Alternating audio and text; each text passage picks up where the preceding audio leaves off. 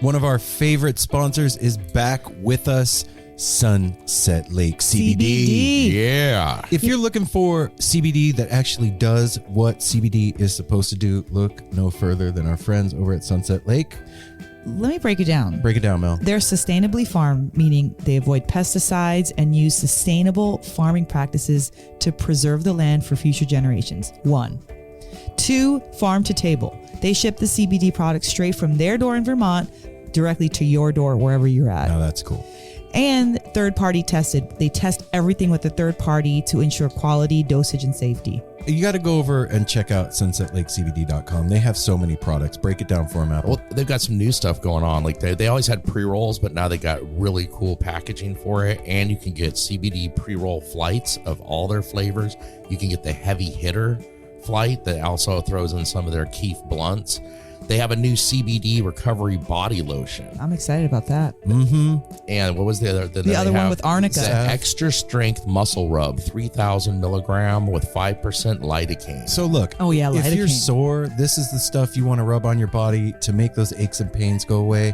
They even have CBD infused coffee, so you can have coffee without the little jitter that you get from caffeine, and you have it in the morning and you start your day off right. Your body feels lubricated. You're going to sleep good. Yeah, and also they have, if you kind of forget to reorder, they've got subscriptions. And they're giving the No Simple Road family 20% off. 20% off. Put with in the promo code NSR20 when you're checking out at sunsetlakecbd.com. You're going to get 20% off your entire order. NSR20. And don't forget those cute little gummy bears. That's right. sunsetlakecbd.com, one of our favorite sponsors, is back.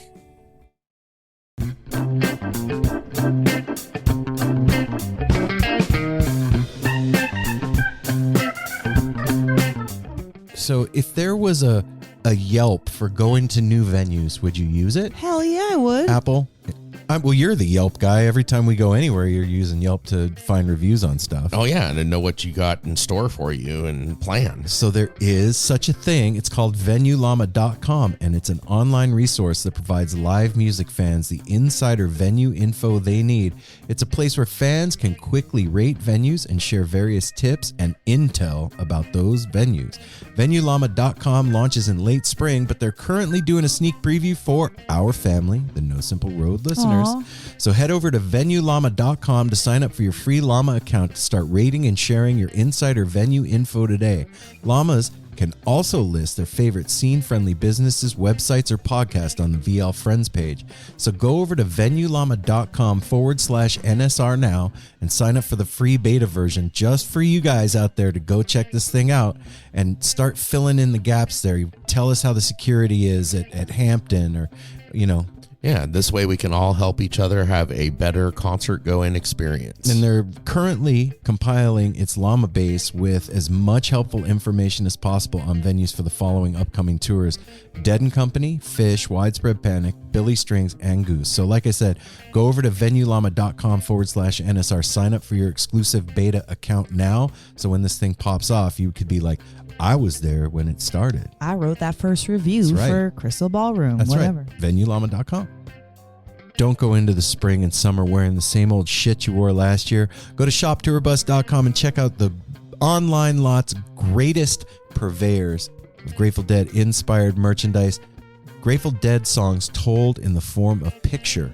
You are not going to find any 13-point bolts, steal your faces, or Berthas here. You are going to find Grateful Dead songs told in picture form, and it is the coolest shit ever, man. And they have teas for days. Well, and people. Yeah. That's it. Yeah, they do have teas for day. Their new ones are already sold out, but they're going to restock pretty soon. And all these t-shirts, hoodies, stickers, all that stuff, they come in an all-over print box with one of their amazing designs on it, a bunch of extras in the box. And some of you are even going to get a Grateful Dead Miracle bootleg in your order. Bootleg. Also, they ship with love. They do ship with love. And they'll ship it to you free if you put in the promo code No Simple Road, all one word, at the checkout. That's right. So put in that promo code, get your free shipping. Go to shoptourbus.com or at shoptourbus on Instagram. You know where we're going? Yeah, I do. Where? Skull and Roses in Ventura, California. April 19th through the 23rd at the hallowed grounds of the Ventura County Fairgrounds. 5 days of Grateful Dead music on the beach. Wow. And one of the wonderful bands that you're going to see there is Melvin Seals and JGB. Who else, Apple? Well, you got Phil Lesh and Friends. You got Dark Star Orchestra, O'Teal and Friends. We got our guys from up here, the Garcia Birthday Hell Band yeah. from Portland are going to be there.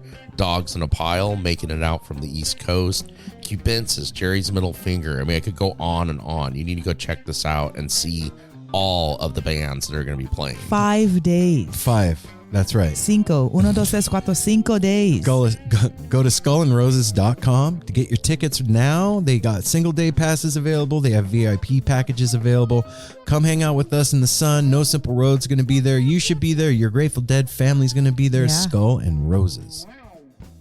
At the end of a hard work week, you know what you want to do? You want to go get some food with the people that you love the most, and you want to have a couple of beers and relax and unwind.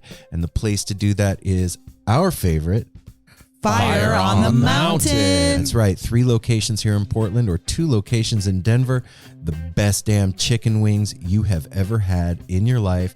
And lots of vegan options, lots of salads, and probably the best desserts you've ever They've had. got some pretty yeah. dang good desserts. I'm talking deep fried Oreos, everybody. The toughest thing eating there is leaving room for dessert, and Yeah. also there's this summer there's a new location coming up here. That's Yeah. right. in Bend. That's right. It's not open yet, folks, so don't get all excited. But no, you can get excited because it's gonna open. You just can't go to it yet. Sauces change every month, so go to FOTMPDX or FOTM Denver on Instagram and go to portlandwings.com online. You can get yourself sauces there. They'll send them all over the country.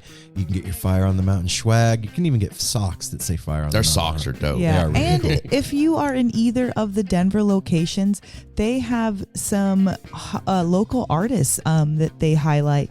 One of them is at Saving Memories by Making Memories, which is a photo display that's at the Highland location. And then at Wash Park, they've got magical paintings by larkan.art. Oh, wow. So that's really sweet that they're doing that, teaming up with local artists to beautify their restaurant and sell some dope content, merch. Fire on the Mountain, filling your belly and creating community, and that is what it's all about. So go check them out. Fire on the Mountain.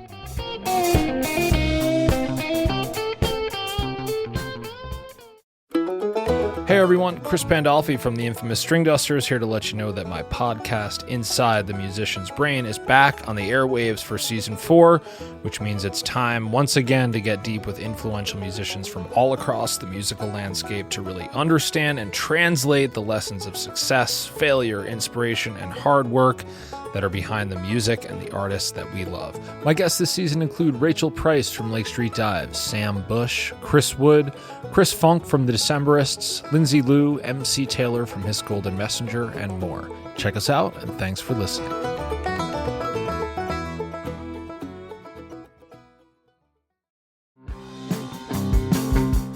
We're so excited to tell you a bit about today's sponsor, Music Masters Collective. They are a nonprofit organization that produces unique music events, providing opportunities for fans and artists to meet and collaborate in an inspired and creative atmosphere. Music Masters Collective events give you the opportunity to learn from world-class musicians like O'Teal Burbridge, Steve Earle, Richard Thompson, former members of the band, the Milk Carton Kids, Nikki Glaspie, the Fab Four, and Sean Colvin, and so many more. At an event like the Milk Carton Kids Sad Song Summer Camp happening this July, you can expect immersive classes, evenings of entertainment, excellent food, and a space for a lucky group of folks to learn, co-write, workshop, and perform with like-minded peers, all with the guidance of Kenneth Pattengale, Joey Ryan, and some of their favorite songwriters.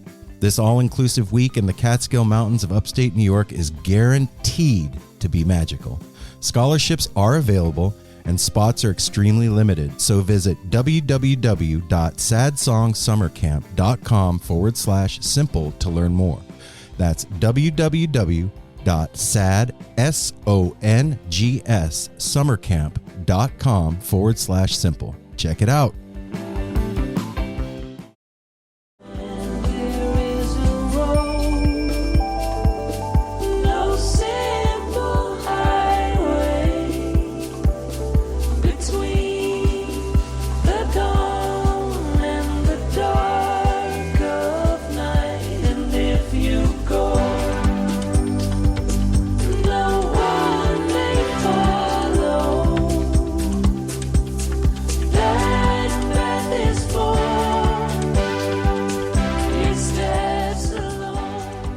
I can't hear you either. I'm What'd you standing say? up. I feel so much further away. Apple, speak quieter. You're too tall. That's good. Thanks, man. Use my insight. Appreciate it. My quiet, I have nothing to say voice. Hey now, No Simple Road family. This is Aaron. This is Mel. And it's Apple. Apple has made it through and out the other side. He's with us. Yes, I'm here. This is awkward. We just did an awesome interview, which you guys will be hearing coming up in the near future with Ari Joshua. And this is the first time since my surgery on Thursday that I sat for 1 hour.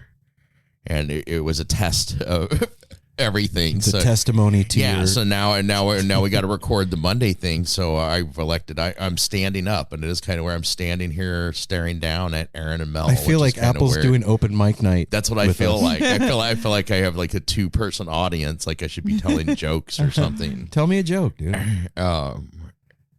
You put me on the spot. I can't think of a dad joke or anything. Nothing right now. Wow.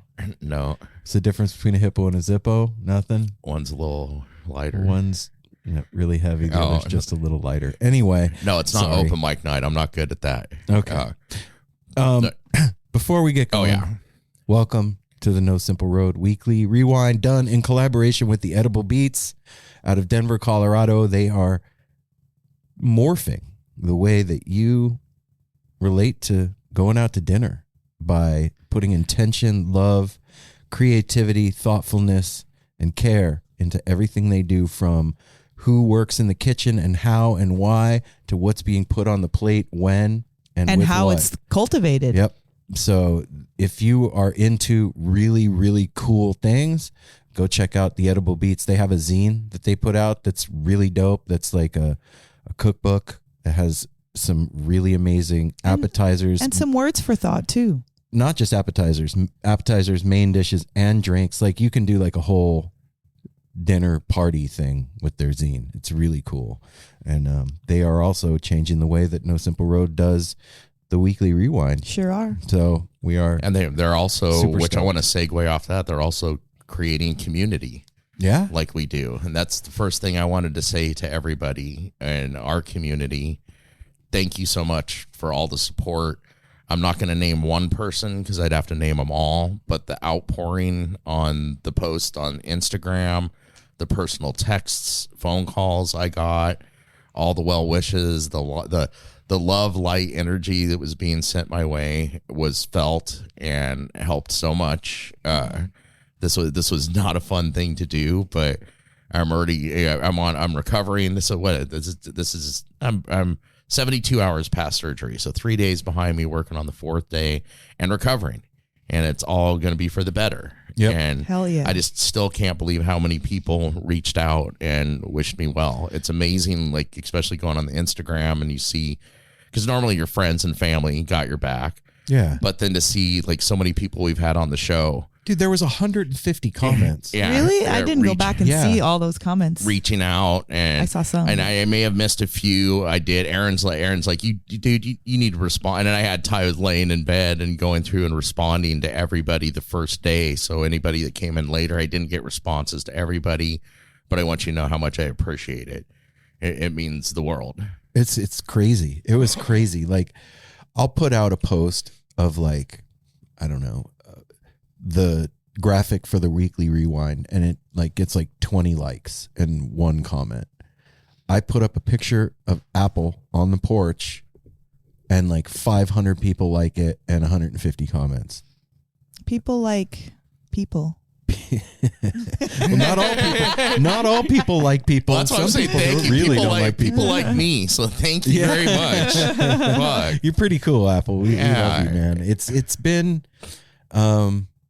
a journey, dude. As everybody knows, Apple's surgery got canceled on the 23rd of February because we had the storm of the century here in Portland that caused Mel and I to not be able to get to Mexico on time and canceled Apple's surgery, and it was a whole kerfluffle that happened, and he had to wait a month. And it was, when you have something that the doctors have deemed you need surgery for, you need it now, right? And like for them to be like, sorry, dude, we can't get to you until the 23rd of next month. Like, and it wasn't going to be till April until she said, you know what, let me get back to you. Yeah, when so I was like almost cried, I think. He's basically been suffering since then. And so on what day was your surgery? Thursday? Thursday, yeah. March 23rd. It got bumped 1 month. So on Thursday morning, I woke up at like 4:30 in the morning. I made some coffee, and Apple came out and did his pre-op. You don't get your itinerary until I got it like 1 o'clock in the afternoon the day before, and then got the first surgery of the day. Yeah. Which I think is good. Like my dad said, he goes, well, the doctor's fresh then. He's not in the afternoon, like pissed off about something. Or is he rusty? Because he's been asleep all night. I'm hoping he wasn't rusty. Anyway, I took him over there, and it was sad, man. Like, we've been friends for 38 plus years, and like, I felt like I was dropping my kid off to his first day of school or something. Like, I took him up, and they're like, "Do you have somebody to drive you home?" And he's like, "Yeah, my friend's here," and so I come over and like give her my cell phone number. She's like, "Do you want text updates on your friend's surgery?" And I was like, yeah, I do. and then she's like, okay. And he finishes filling out his stuff, and they start to leave. And Apple looked back at me. He went to fist bump me, and I was like, "What are you doing, dude? Give me a hug." You're like, dude, can I go home now? And she's like, if you want to. And it's like, we live like 5 minutes from the hospital, so that it was nice. right down there. No, no. We live a minute from that hospital. Yeah, no, it's like 10 minutes. Okay, and, 10 minutes exactly. Oh, the one that we dropped you off at that one time. Yes. Okay. Yeah. And he goes to fist bump me. I'm like, "Come here, dude. Come here." Give me I a was hug. feeling awkward. I was like, "What are you doing?" And I got in the elevator, and I felt sad. I was like, "Oh, wait, wow, this is weird." And I like went and sat in the parking lot for a minute and thought about like all the times that you guys have taken me places like that, like dropped me off for my back surgeries and pick you up injections later and all that and- crap. And you don't know what's going to happen. Mm-mm. You have anything can. No, there's a it's million weird. contingencies and Well, like when you dropped me off and you left, then I had to walk. Then she walked me over because did we get on the elevator? Yeah, no, you guys walk around the corner. down the hall to the and then she takes me to the waiting room, and I'm like the only person in there by myself. There's like 3 other people with it was older people with their spouses with them. And I'm sitting there, and usually I have, because I left my phone. I had no phone. Okay, wait a minute. Stop. What? We get there, and I forget what we were talking about. I was like, Sickard Hollow's playing tonight as he's filling out his shit. And I was like, look it up. He's like, I didn't bring my phone. And I was like, wait, what? They tell you not to bring your electronics. I'm sure nobody listens to. I followed those instructions to a T. And like you said, Aaron's been a surgical tech. Mel's worked in the healthcare industry. People don't follow those the instructions. doctor and the nurses were amazed. Like they're like, okay, tell me. I knew the times of everything. My I bowel drank a movement. Gatorade at 5:45. Yeah, I did. And they're like, I tried to follow the instructions to a T, and they just looked at me like, wow, somebody fucking listened. Like you actually read and listened. Fucking everything was right. Dude. But sitting there with no phone or anything, I had to wait like 15 minutes. Why? Okay. And I'm just sitting there. Well, it was nice. It was peaceful. If I would have been on my phone, I would have been playing games or doing just dumb shit like you do on your phone. You did it right, Apple. I sat there and just kind of meditated, kind of just staring at the that's wall. Fair. You're okay. But I had the same thing. I was like you can't help, man, because of mortality and shit. I'm like sitting there and thinking like, Like, the chances are very slim anything's going to go wrong. But there's a chance. But you hear these stories of anesthesia and stuff. Yeah, you never know if you're like allergic or some kind of weird shit. What was the last time I saw her? Aww. Type thing, and sitting there, but not just like thinking things. And then when I went into, I was so calm. They said all my vitals were great. They got my IV on the first shot. That like everything went perfect. All the things that don't happen. And I told Aaron, they were even like, "Whoa, usually I have high blood pressure when I go to the doctor. Like a lot of people, we'll give you 10 minutes and we'll check it again. You just came to the doctor's office and everything." I was perfect until they opened those ER doors, and I see the doctor and 5 people standing there with all these lights on, all the machines, and I'm like the center of attention. And all of a sudden, my blood pressure boop, boop, boop, boop, went up, and they gave me something, probably Valium or something. It's going to give you a little something to relax you before we do the anesthesia. And I was like, okay. I couldn't think of what they call it. That's called white coat syndrome. When you see all that, no. Your blood pressure. There was a word for it. I couldn't remember it. It's called white coat syndrome. When you go into a doctor's office or a dentist office and you have high blood pressure, that's what that's called. Okay. But yeah, when you go into the operating room, when they wheel you in there and you see like the mothership of lights and machines and beeping like, and flashing shit. and people, and it's like, oh, this is fucking serious. This is a thing. It's scary, huh? Yeah. Oh, yeah. And you see all that, and I also realize it's like all of this is for me. Yep. Like, this seems too excessive.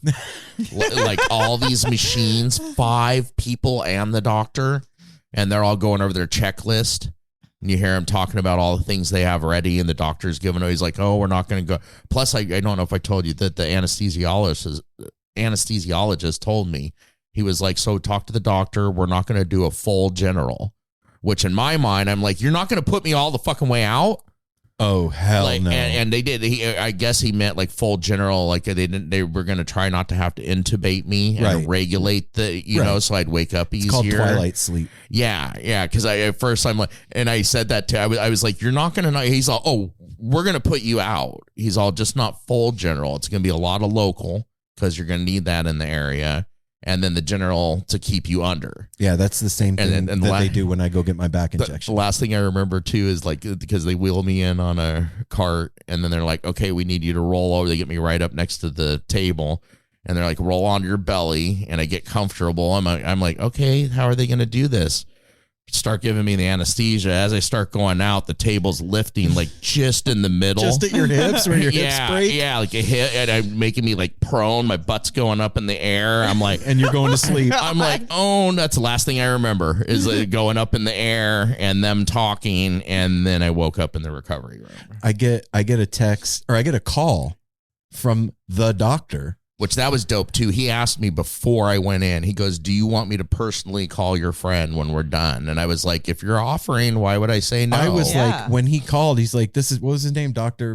Parsons. Yeah, Dr. Parsons, the Alan Parsons Project. He's like, hey, this is Dr. Parsons. I just did surgery on your friend.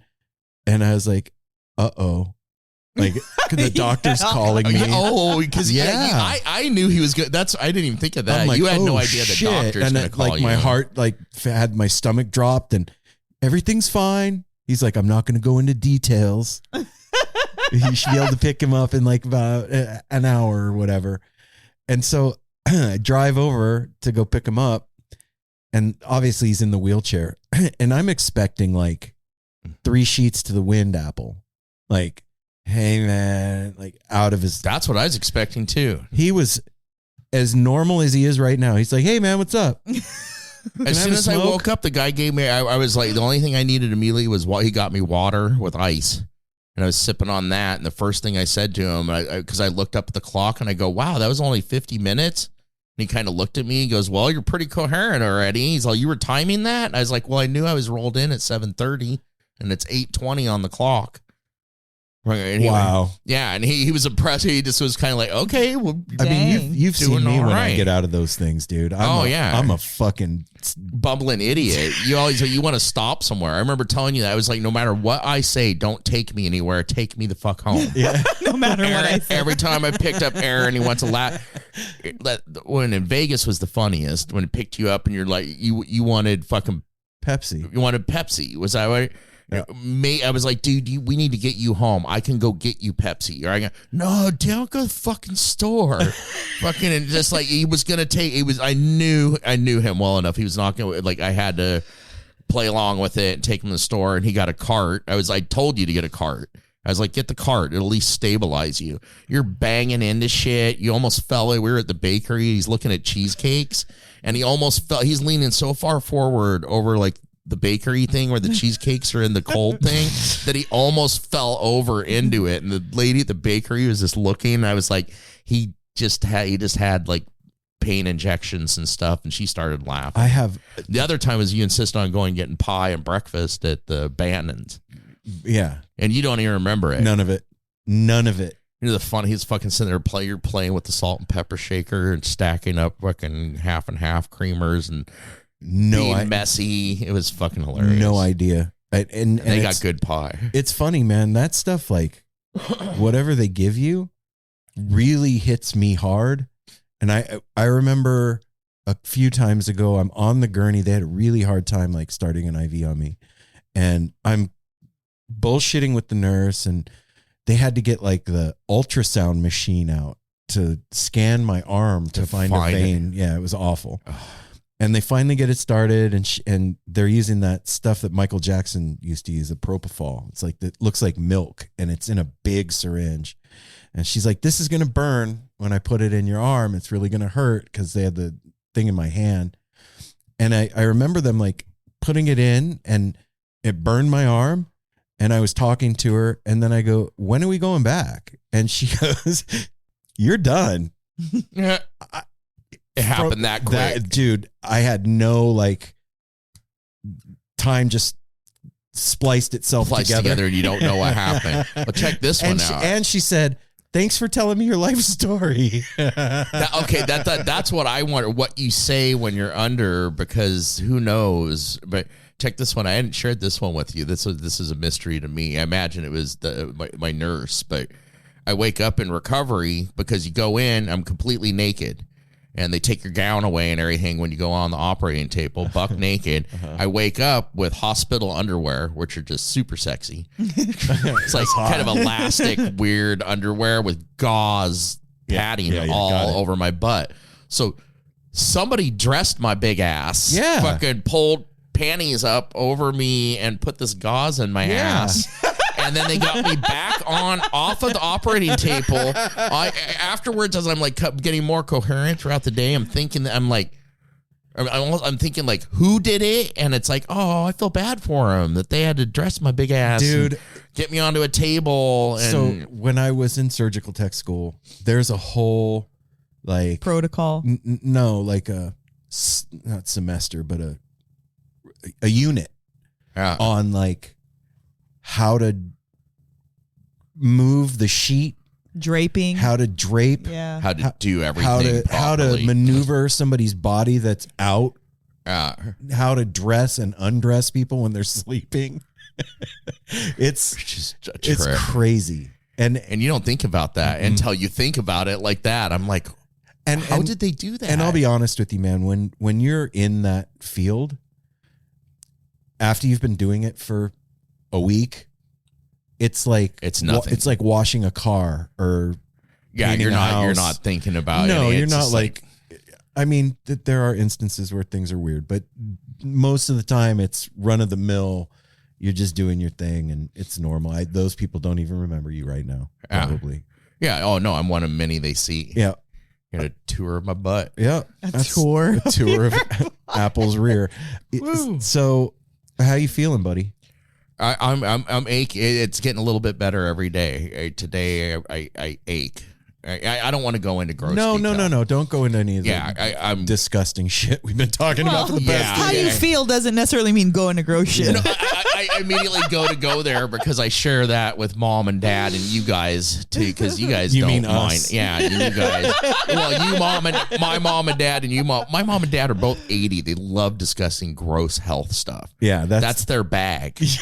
Is discussing I fucking also health think problems. when it's not gross when it's your reality. You know what I It's mean? Like still you're gross. just saying shit that's true. Well, it's still gross. And Apple, to your point, my dad, before he passed away, when he would talk to any of his friends that were his age, it was always like, "Hey, Jer, how's it going?" "Well, the knee's acting up and my back's out and my bunion's been bothering me. But other than that, I've had a good all the BM checking. today." Apple kicked the cord and disconnected our board. That speaks towards my discomfort. I was getting uncomfortable standing. I was just getting lightheaded standing up. So I had to pull the desk chair over. You're tender right now. And I'm not good around cords. They know that I kicked a cord out of the way, and it was the power to everything, and just went boom. Anyway, you know what, man? First of all, thank God you're all right. Thank you. Second, I'm glad you're on the mend. Third, Mel was out of town for the whole beginning of this. Yeah. Well played, Mel. Well Listen, played. I had other shit going on in my life. I mean, can't stop for Apple surgery. No. Again. Yeah, I was out of town. I was spending it in Seattle with Crystal and celebrating her birthday, and we were talking about Apple's butthole and sending it love, and we really were. And Crystal was happy to talk about it. She was more than happy to talk about it. She's like, I can imagine Crystal. Oh yeah, she didn't give a shit. We're all in good company, and Crystal's another person who could be very graphic with Very details, and she'd graphic. be like, "Tell me more." yeah, she's fine with it. It was great to. Well, I mean, Apple's in good hands. If you're home, I know how you take care of me, and that's how you take care of Apple. So I didn't need to worry about that. It's a little different. It's different. It's different, but I got his back. You got his back, exactly. If it came down to, if I was like, "The doctor said you need to wipe this," he'd be like, "Fuck, I would do okay. it. He would, yeah, I he would do totally it. do All right. it. You just put the gloves on, and that's the end of the Dude, story. I've done it for people I don't know. I know." I mean, Yeah, so I felt like there was no need for a what am I going to do? Go in the car with you guys to take him? Like that didn't. Mom and Dad. I dropping knew the I kid didn't off. need to be there, and this is when it really counts. Like, okay, can we get some wipes? Yeah, we can get some wipes. Can we pick up some freaking yogurt? Yeah, we'll pick up some yogurt. Like that's the kind of And stuff. that's what I need. When like the mom of the house returned home, then mom vibes are mom vibes. Fucking, they're much needed when you don't feel good. And when you came home, I just felt like whole again. And like I jokingly said, but it was true, I got Aaron's undivided attention. He was focused on me. Yeah. It You is were true. off doing your thing. Yeah. And yeah, it all worked out So, well. This whole thing got me thinking about something I wanted to ask you guys about for today's rewind. And this is a big question, and there's no right answer, obviously. And there isn't one answer either. There's a million different ones. But So there's not one right answer. Cody today, and on the way home we meet on Sundays, we get coffee, and then we come play music. And on the way home, we had to stop and pick up some supplies for Apple. And I was walking out of the store, and Cody was like, "God damn, man, you're a fucking good friend, Aaron. Like, that's really cool of you to do that for him." And I was like, "Shit, he'd do it for me." And he was like, "No, yeah, and I'd do it for both of you guys." And I was thinking to myself, like, that's love, right? Yeah. Like at its core, that's what you do for somebody that you love and you care about, right? And everybody has a different definition of what love is. And there's a lot of different kinds of love. There's, you love your pet. There's romantic love. There's love between friends. There's you love your job or music or whatever. There's true love. Like I love cake. Okay, Oh. like that too. But He's going the distance. it's going for speed. Not that cake. Not that cake. But what is that? What is that thing that we call love? We can apply it in different situations to different relationships.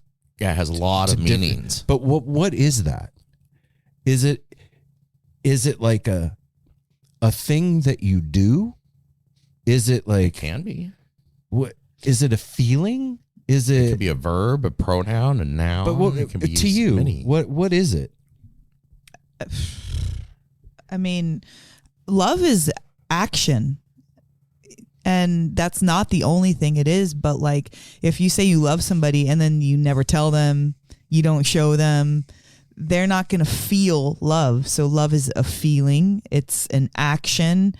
I guess it's mainly those two things. It's like sometimes when you're like, I don't know why every time he comes around, but all of a sudden I'm like happy and I want to look pretty, and like it makes you want to do stuff. So there's the action of it, and it makes you also want to emote.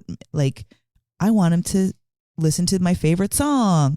I want to go to dinner with him. And then it's duty too. Like, okay, you're having a surgery. I'm calling out of work and I'm going to take you to work. Or you need to be picked up from the airport. I'm going to pick you up. I want to see you. Like love, it's an action and it's feelings. I mean, again, that's just whittling it down to its like most basic thing. But like, if you're not doing those two things, you're not expressing love. So how can it be? But okay, what do you say, Apple? What is a city without its music? The legacy of the New York Philharmonic is incredible. Nearly 2 centuries of history. That's a lot of music and a lot of stories. I was sitting on stage for the very first time thinking, I can't quite believe this is happening. Join me, Jamie Bernstein, as we explore the history of the New York Philharmonic. It's the NY Phil story made in New York, a podcast about a city, its people, and their orchestra. Listen wherever you get podcasts. Well, I know after listening to Melody, I'd be like, yeah, that does make sense that it's an action. Even like we're going to make love. Mm-hmm. Yeah. You know, you're going to make love. You're going to spread love. That's a lot of action involved in love. I love that cake even. Yeah. I love eating that cake. But again, what is it? What is it? Yeah. What is that? A very strong like for something, more than like something that you'd die for almost. I mean, that's the thing to me too, that love, there's many variations. There's like a sliding scale of love. Like when it's an acquaintance, it's like, love you too, bro. It doesn't have the meaning of like, love you, bro, when you've known each other for many years. And that's, to me, usually a very easily deciphered language by everybody. They understand how to take that love. Because some people have a really hard time even saying I love you like in a text, or like love you, bro, sending love your way. They don't use that. So I mean, love's also a very sacred thing. A lot of people hold it very close, and it's to me, not just the word, but the action and everything is, I think it's like kind of different to everybody. It's a very malleable, different word, and can be used for so many things. It's different for everybody. But everybody feels it. But the same. Like we don't know. Nobody feels the same, but we can relate to the same feelings that it brings. Yeah. I feel like that. Like it's a force. It's something. Okay, now we're getting somewhere. It's like, where's the wind? You don't know where it is. In the trees. You don't know because it doesn't hide in there. There's no like little spot in the tree where the wind comes and stays. Like it's something that is a force. It's kind of like being smart. Where is your smart? It's nowhere. It's in my brain. No, and then you open up your brain and it's like, smart, where are you? And then it's not. It has to go through many processes to come out as smart. It's a force and it's rad. Well, because it makes you do things that you would not normally do, period.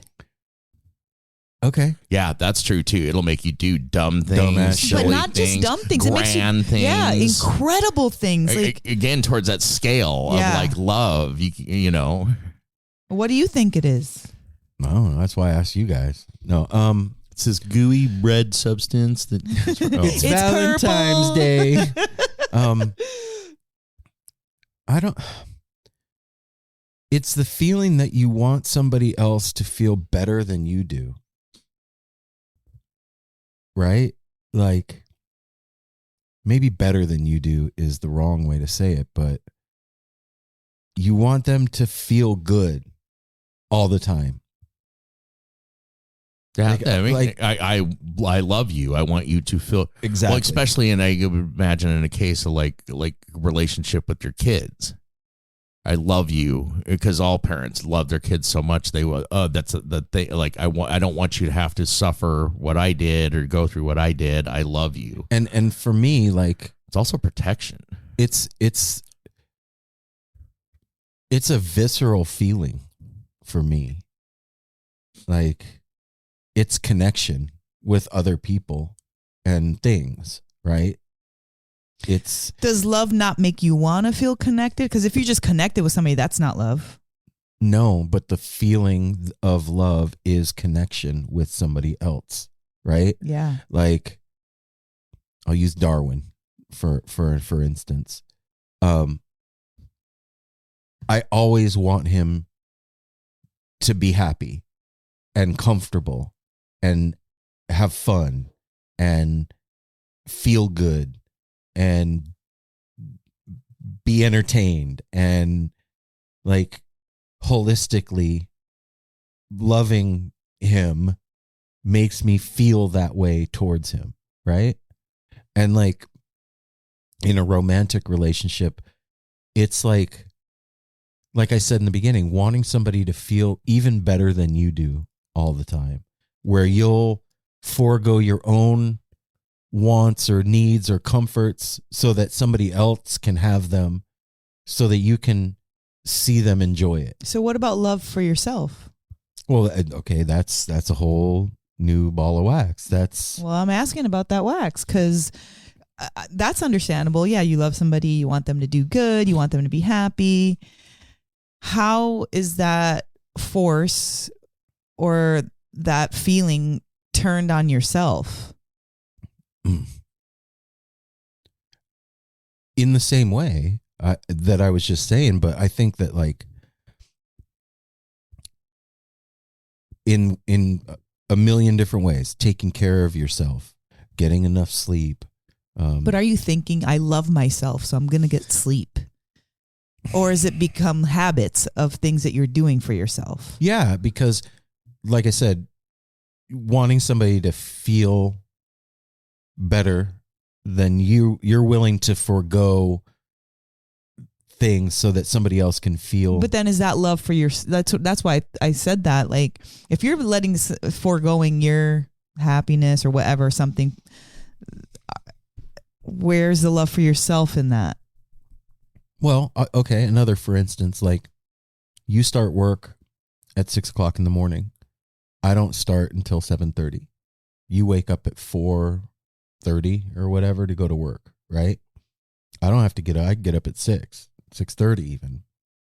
But I wake up with you because I love you and I want to spend time with you in the morning. You want to make me coffee. I want to make your coffee. I want to hang out with you in the morning before you go to work. So I'm foregoing something, my own comfort, my own sleep hour or whatever, so that I can give of myself to you to spend time with you and make sure that you're set for your day ahead. Loved for the morning. I know, but that's how you love me. But how is it loving you? But that is love for myself too.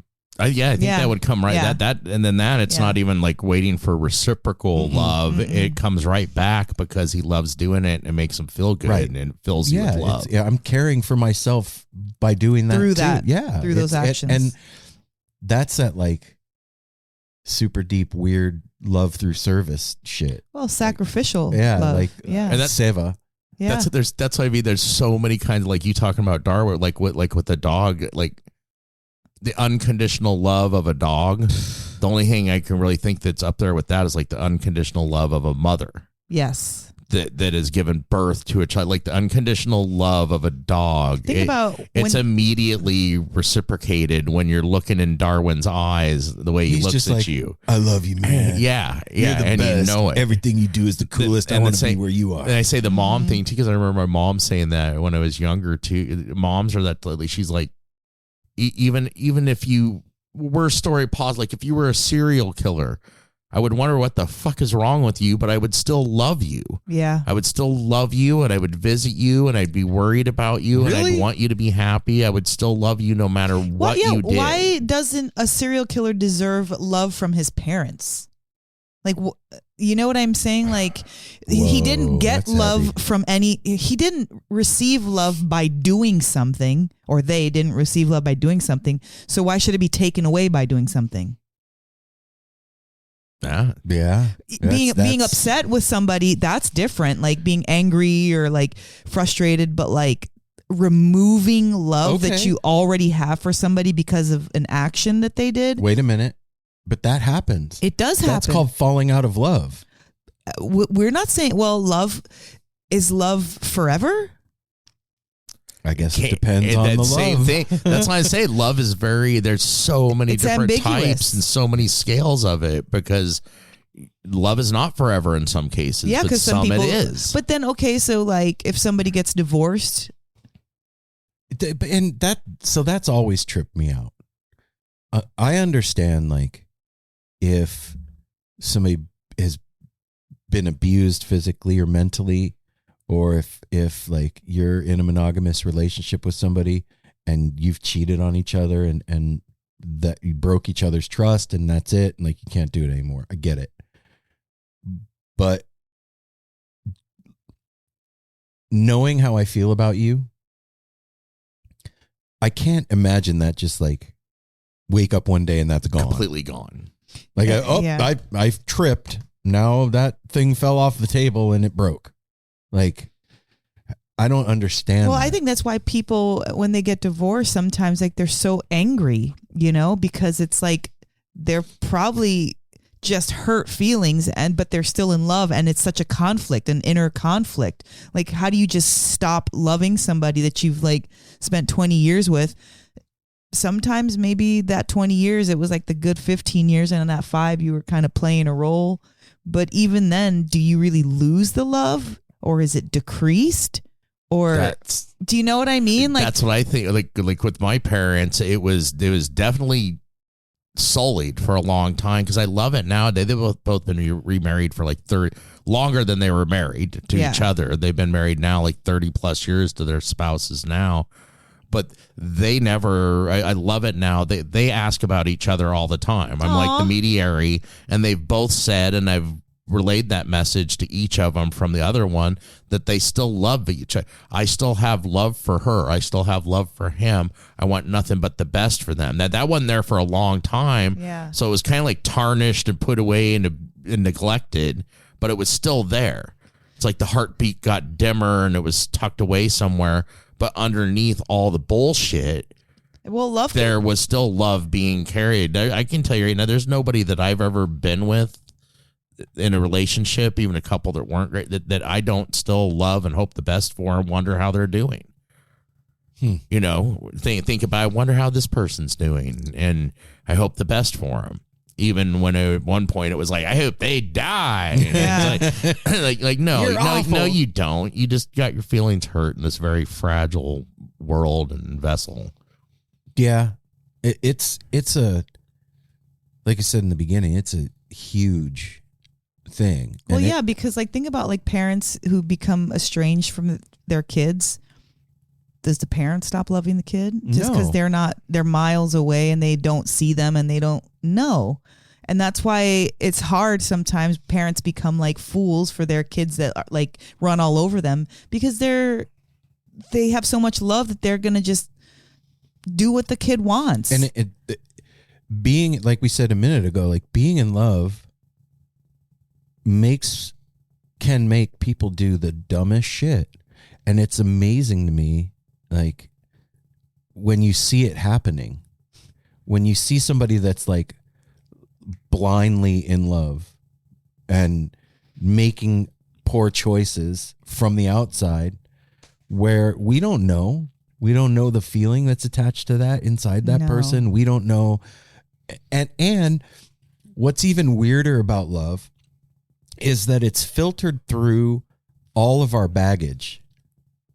Yeah. Right? So like any of our upbringing that like wasn't solid, or even the stuff that was, your love is filtered through all that stuff. And that determines how you love and how you express it. What kind of love you have. Yeah. So you have your own brand. Yes. Even. Yes. That Definitely. you give. And you check this out.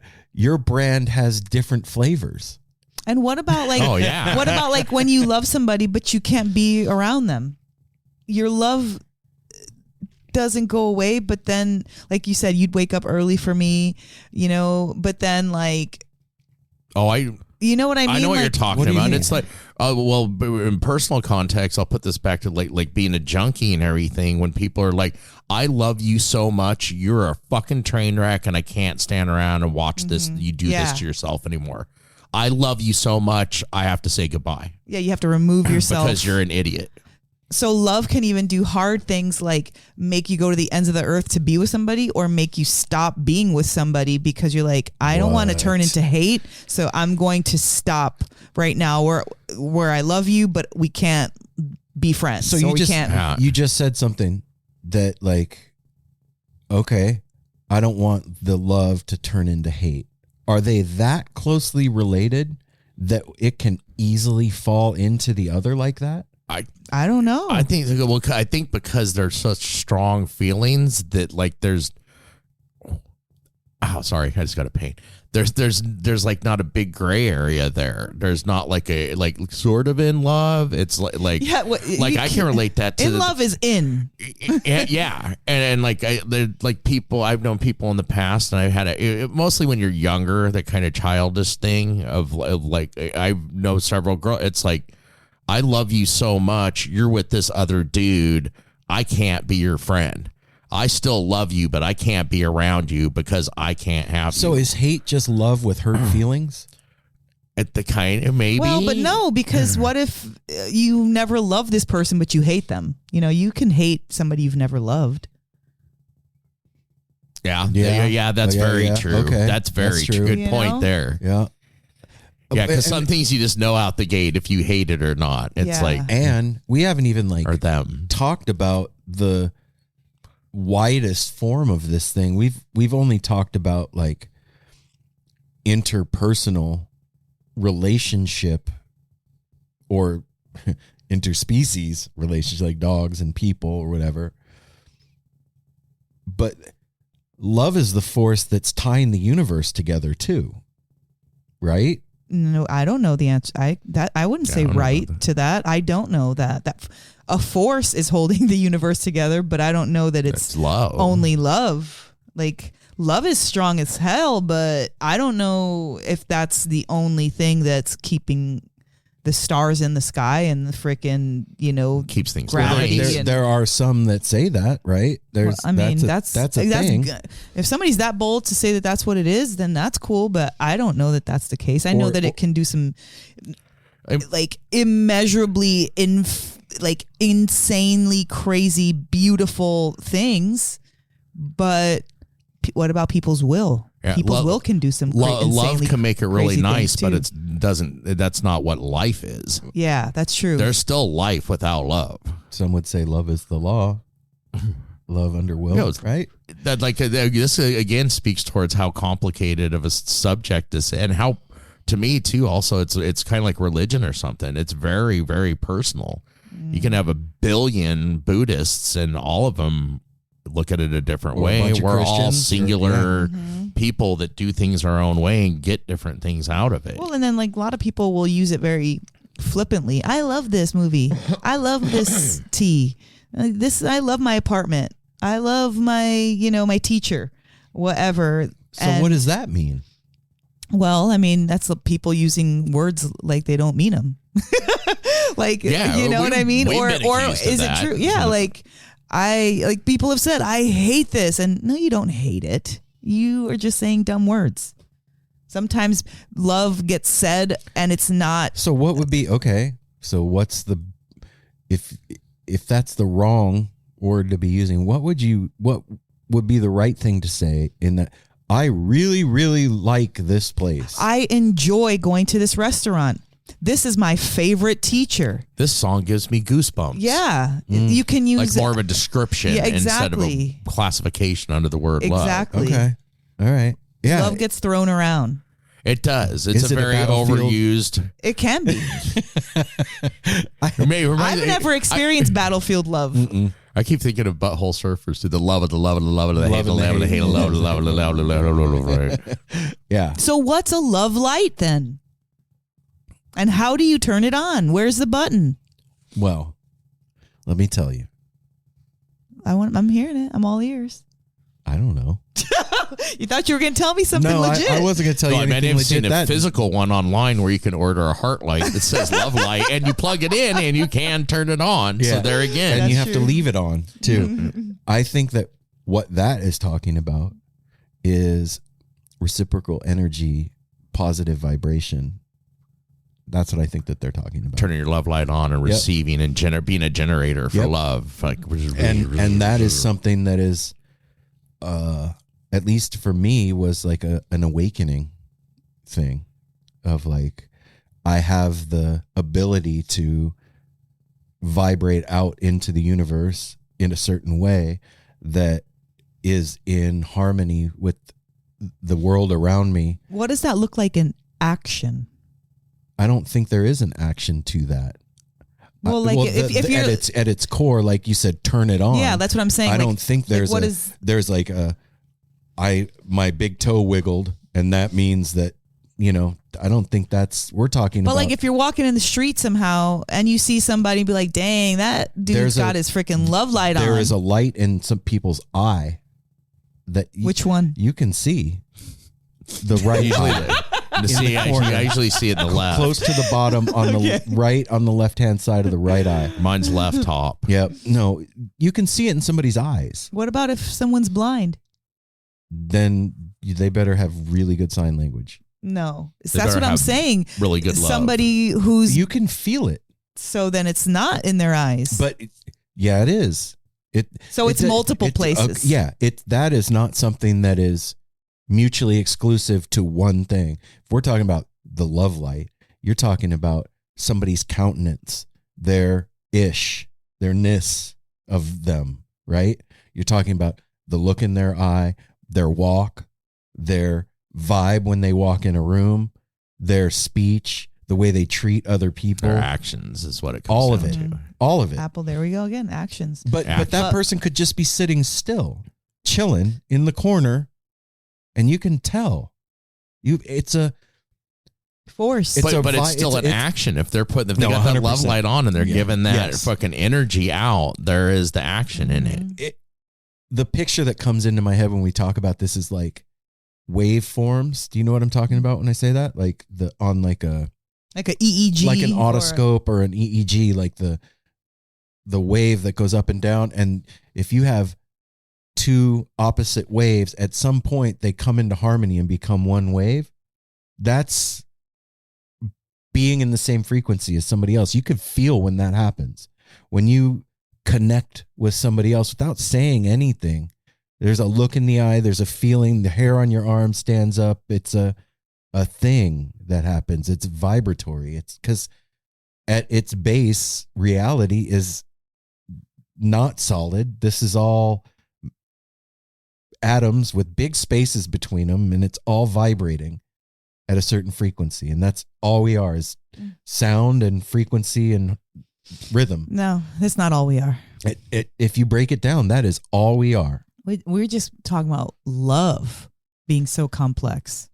We're much more than vibratory frequency. We're more than that. It's cells and flesh and memories and Mostly water, ideas and water. And exactly. There's so much to it. There's, you can't simplify life in those terms or big concepts like that. There's just no way it's all encompassing. But you asked, how do you know when somebody has their love light on? Yeah. You can feel it and you can see it. You know what I mean? Do you agree with that? I mean, that's definitely a way to see how someone's love light is on. What do you think that is? What? Somebody's love light. Yeah. No, that wasn't a yes or no question. Well, I mean, I know it wasn't a yes or no question, but it's similar to what you were saying. It's just not that simple. Like, yes, it is their demeanor and their countenance. That's a good word. Their how they present, not even themselves, but like when they just show up, there's feelings. Your aura. Their auric field, their that is true. Sometimes you literally can see light around somebody. I've seen it. Yeah, I see it too. And it doesn't need to be spoken in order to be said. It's how they treat people, you know, like in a loving manner.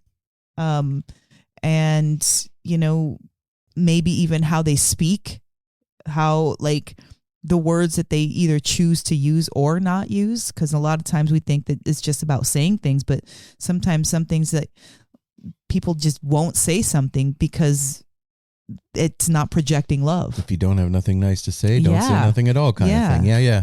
So it's like kind of all of those things wrapped. It's all those things wrapped up in, and more than I'm saying. It's just, it's not easy. It's not easy to describe No, it's fun, the you know, universe and all of its crazy things. Cause then like, what's sadness? What's like anger? What's frustration? Like all those things. It's not one thing. What I just thought of this too, like love is something that we all give and is given, and then what the person you give it to and they do with it, like so is it currency? like me saying to one of you, It I can be. love you. It's up to you how you receive that. And love's one of those words too, like fuck or something. Like it can also mean a lot by the inflection.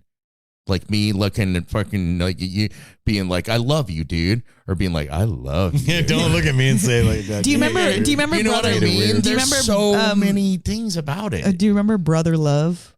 I love you. Oh gosh, yes. WWF. It was Yeah. WF. Yeah.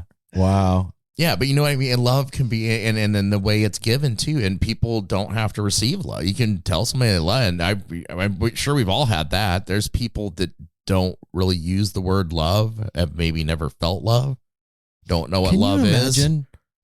Like, I mean, we've all had disappointments in our life, and we've all had hardship and difficulty and whatever. But for the most part, we've had lives filled with love, right? Yeah. Like, Yeah, we're very in many fortunate ways. in the love Yeah. department around here. And Do you think that that's because of how we express our love? it's because we have our love light on, and it's a reciprocal vibration. But what about even when you didn't have your love light on? I You were did still getting love before on. I knew it. All right, and here's one too. Now, you're wrong too, because there is a right answer. There's a definition. Okay. Love? Okay, let's hear it. There's actually several. They can't even give it just one definition. Love, an intense feeling of deep affection, is number one. Like a baby babies fill parents with feelings of love. Okay. And then two is a great interest and pleasure in something. His love for football. 3 is a person or thing that one loves. She was the love of my life. Okay. We haven't even touched on that one. Like as being a person, that was the love of my life. Okay. And then 4 is a score of 0 in tennis and badminton. Okay. I got one for you. 1 Corinthians 13. Love is patient. Love is kind. It doesn't envy. It doesn't boast. It's not proud. It doesn't dishonor others. It's not self-seeking. It's not easily angered. And it keeps no record of wrong. That's pretty solid right there, man. Yeah. So, I mean, that's like love in its perfect form. Yeah, yes. And so could there be an imperfect form of love? Or is love only in its perfect form? Oh shit. Now we're going deep. Because if you've never been frustrated, maybe it's not love if it's like, I've had one or two of those things about you. Like I haven't been totally impatient with you. And that's I've been unkind to you before.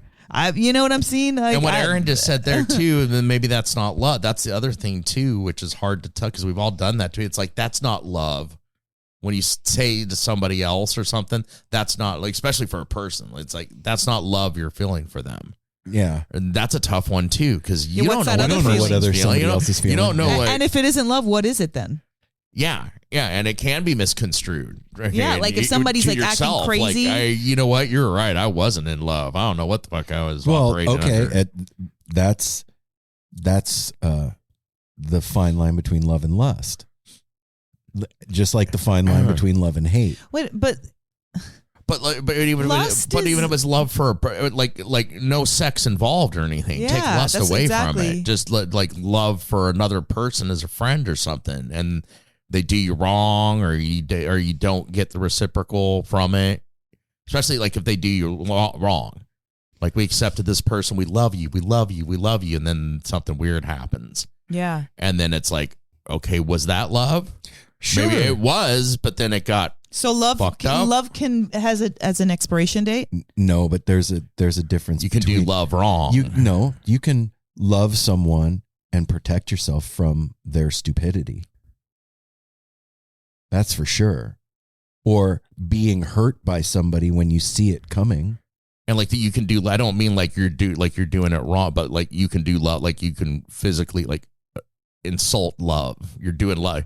You're loving wrong. What do you mean by that? I don't understand. Like you weren't loving right. You were loving from the wrong place or for the wrong reason or something. Okay. You weren't loving right, and love can take that away. If love's a thing, that's crazy. That creates life and keeps this world together, like you were saying, like an energy. You could do love wrong, and love be like, "Fuck you, I'm out. No love for you." Karma and love, they're like BFFs. Like love's like, they Karma, hang out together. Go after that dude. He fucked me over. Karma's like, cracks its knuckles. I'm on it. Are they like Starsky and Hutch? No, they're not that closely related because I don't think. But they have a cool car like Starsky. They do. It's like it's like the bat line. Oh shit! Love picks it up and Karma's like, "What's up? I got you. Where you want me to be?" I mean, I could see it. This is obviously not a question that we're going to answer ever. No, this has been. So you were serious. There's no prize. There's no right answer. Me and Mel are not going to win anything. Sorry, buddy. For getting the right answer. This is a question that like I don't love that. Poets have been trying to answer. Human beings have been trying to answer since time immemorial. I think another good way to say it is love is an expression of the person that's feeling it. So it's unique to the person based on who they are, what they're like, what their experience are, what their perception is, what their hang-ups are, what their a lot of things. Because like if you're in a relationship with somebody and then you guys break up and you love them, maybe that person passed away, right? Let's just say that you're in love, somebody passes away. That's just sad. Well, it happens, and then you find a new love, right? Yeah. Do you? That love still lives in you for that person that's gone. Yeah. But now you've got more love to give. You got a different love. And you don't love this person any less. It's different. Mm-hmm. But it still falls under that category. It could go a different kind of love. Yeah. Like the Radiohead song. Yeah, different kinds of love are possible. Yeah. I do know what he means. Different kinds of love are possible. Love is cute too. Like it is cute because like it can make you want to perform gestures and it makes you creative. Love can make you very creative. It can make you. Yeah. If you remove love from the equation, most of the music that we have now is gone. Oh, most emotion, because love can make you do horrible things too. It makes people do like people get off on murder because it was a crime of passion. Yeah. Nope, that's not They love. were That's passion. under the influence of love, but that's the way the law goes about it. It's so like what? What about passion? Does love and get away with murder? No, gee, that's a whole other podcast. Passion. I mean, why are they BFFs then? Wow. Or are they? Maybe they're Bum, not. bum, bum. Find out Tune on the in next next week As we delve further into the into emotional language of human beings. And how can you love somebody you've never met? Well, I don't know. Shit. That's a tough question. That's a tough one too, 'Cause that does happen. like for example, like we all love Trey, or do we love what Trey? The only thing we know is what he does. Do we love what about Trey does? You love the baby that's in your stomach that you've never met. That's part of you. That's No. different. That is physically It's part of connected you to the you. But that do you is say I love my nipples? Like that's part of you Maybe. too, and you're not like all up on your nipples I love because my it's a part nipples. of you. Yeah, they're cool. I'm just saying, you've never met something and you love it. Yeah. Absolutely. Because It's the I think it's less. If I understand this right, it's less the thing that I've never met and more the way that thing makes me feel that I love. Right? Trey, for instance. Yeah. I don't know him. I never met him yet. I haven't gotten to interview him yet, but I love the way that they make me feel. Right? That what he does makes the feeling that I get from that, the joy that I get. So I love pretty that. darn sure you'd love Trey if you met him. I mean, I'm he sure. may be a total pain in the ass. No. He'd be like, what? Everybody we've interviewed that knows him never would ever say any of those things. I know. No, I'm just saying, joking. like, But if so. like if he just didn't like Aaron. Oh, he's like, dude, I don't like your face. I'd be so sad. No, that would be so. I'd be so bummed. This is what I was saying to But check I this one love out you. too, because like going back to like the power of the meaning of love, the word love, the feeling of love, and everything. Agape. It is one of the most powerful things in the world because like just about every war in the history of mankind, every fight, every battle has usually been over two things: religion and love. My dad said it in a very crass way. Exactly. That's the way. he said- Either religion or pussy. He said, no, he said, one pubic hair can pull an entire army. Yes. Yeah. Love is Love is a battlefield. very powerful. I don't like thinking that Trey won't like me. That's bothering me now. I just thought to throw that out there for an example. Trey will love you. Oh my God. I hope you're listening, Trey. Aaron's worried you're not going to like him. Please call. Call the Temp and Wine at 1524, man. Oh, watch us gosh. get a call. Oh my God! If Trey That would be the calls, dopest thing ever. When you were talking about, would you love that, when Mel was just talking about love being cute too, the first thing I thought of Jasper? No, actually, I thought that's a good one too. But I thought of Marcel the Shell with Shoes. Oh yeah. He's a little demon, little love dude. Well, I hope that you loved this episode. Yeah. Wow. We've been told sometimes we use the word love too much. Well, There we go. We really heaped it on this time. I mean, it's better than use another stupid shit, word. yeah. Yeah, Wait, I'd much rather love something than. I have a personal question for Aaron. What? As I'm sitting here leaning, why do you have a cod piece on your chair?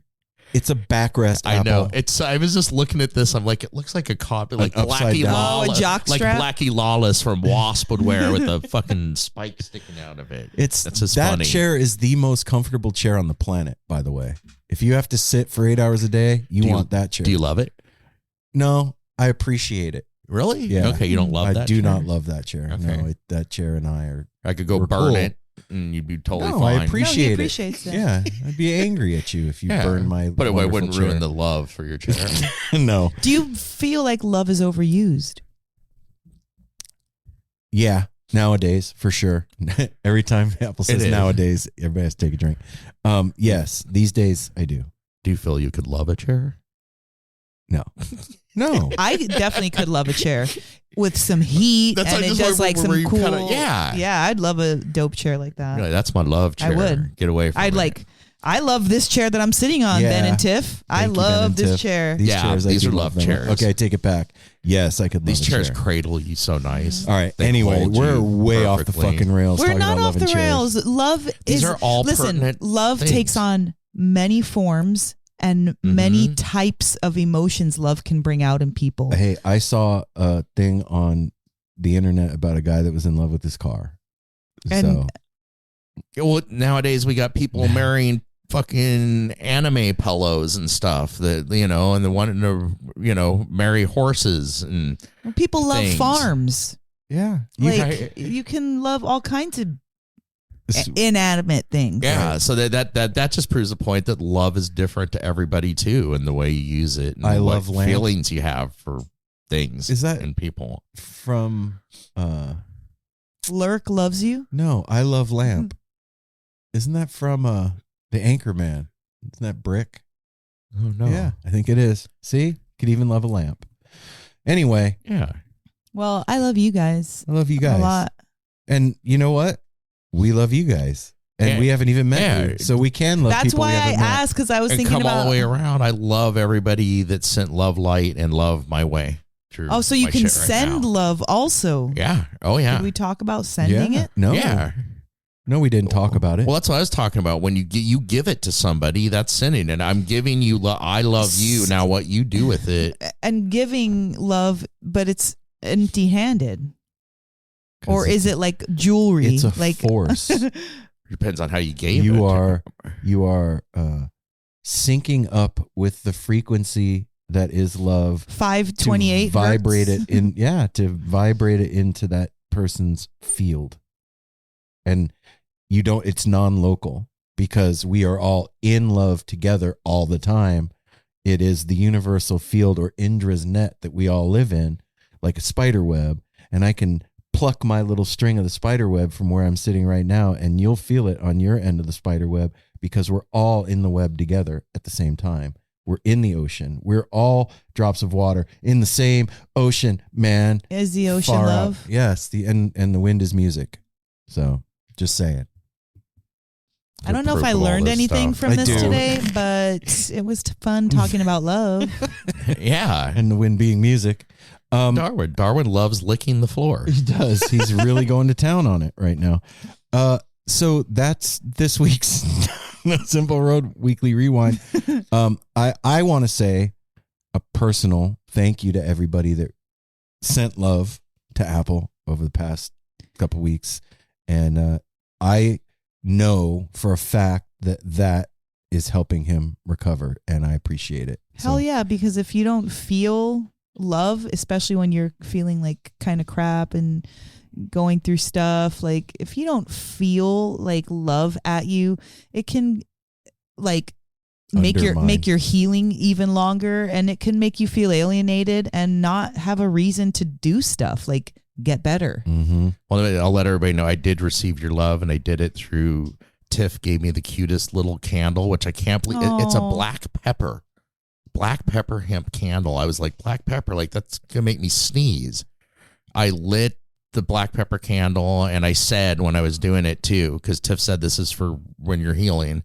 And I was like, through this candle and this light, I will receive all the love and light that is being sent my way. That's cute. And I've been burning it in my room. So that was a little that's what I magician did. over there. That's what I did with everybody's love and Well, light. And right when it's you said received. that, Darwin got up and started sniffing the candle on the table that Tiff gave us. Yep, Oh, he That sure was did. really weird. Maybe that's love in action. Anyway, we love you guys, and we will be back on Friday with another episode. And until then, you know what? Love each other. Take care of and the each most other. important thing, love yourself. Yeah. Yeah. That is the that's most number important one. thing, because if you can't love yourself, you can't love No, anybody else. I don't know if I believe that. I really don't. Because you can treat yourself like total garbage and treat somebody that you love great. That's just treating them great. That Yeah. isn't loving them. Yeah, That's see, and then that's the bullshit. thing, because I see the other total opposite of that. And that's where love, like what I just said, I believe that. Mel doesn't. Yeah. Love's a very personal thing, like Yeah. religion or anything else. Yeah. There's we said it from the beginning. There's definitely no right answers when it comes to what is love and how you should send it, share it, and receive it. But what has Tell love people got to do with it? You're doing Nothing. love wrong. It's a secondhand emotion. That's right. Yeah. All right. We'll be back, you guys and gals and people and dogs and cats and whatever else. And until then, take care of each other and smile at a stranger. Hop on the love machine. Well, I'm just a that could mean a lot of That things. can have a lot of connotations too. Just throwing it out there. Nobody but you. Safety third. Hydrate. And, you know what? Go mow your lawn. That thing, you should see it. It's an embarrassment. Your neighbors are talking. If you got something, go to the doctor and get rid of it. This is shit. That's true. That's Shinola. That's true.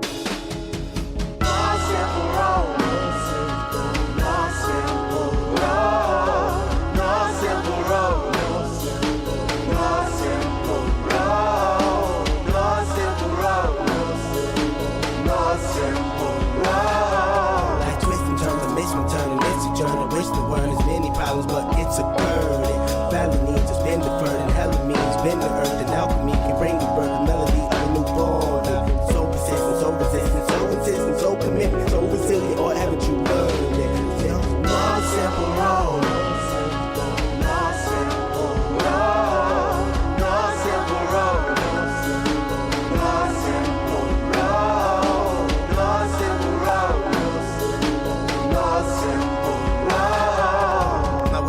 Shattered as I focus through the spot in the corner that is still intact.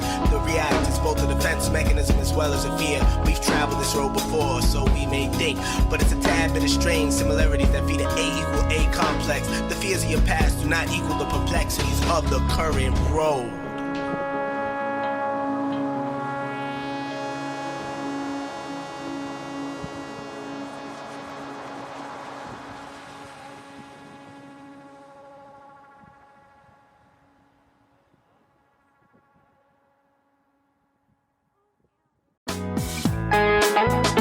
Hey listeners, I want to tell you about the April-May 2023 issue of Relics magazine. Features a Dave Matthews Band cover story with additional articles and interviews with The National, Graham Nash, Wayne Shorter, ALO, Ivan Neville, our friend Eric Krasno and Stanton Moore, Marty Stewart, and much more. Check out the latest version of Relics and subscribe now at relics.com/DMB. Thanks, Relics.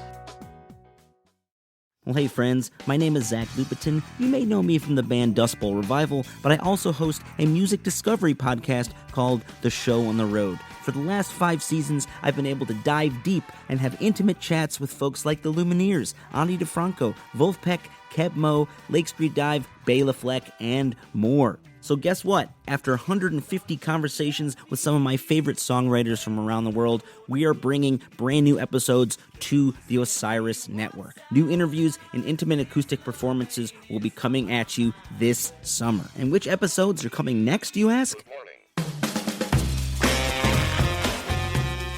I am Zach Goody, the lead singer for the band Smash Mouth. Our band is called Milky Chance. We are based in Berlin. My name is David Shaw. I sing and write songs with my band, The Revivalists. Trust me, these conversations go some wild places. So subscribe to The Show on the Road on Osiris, and we'll see you soon.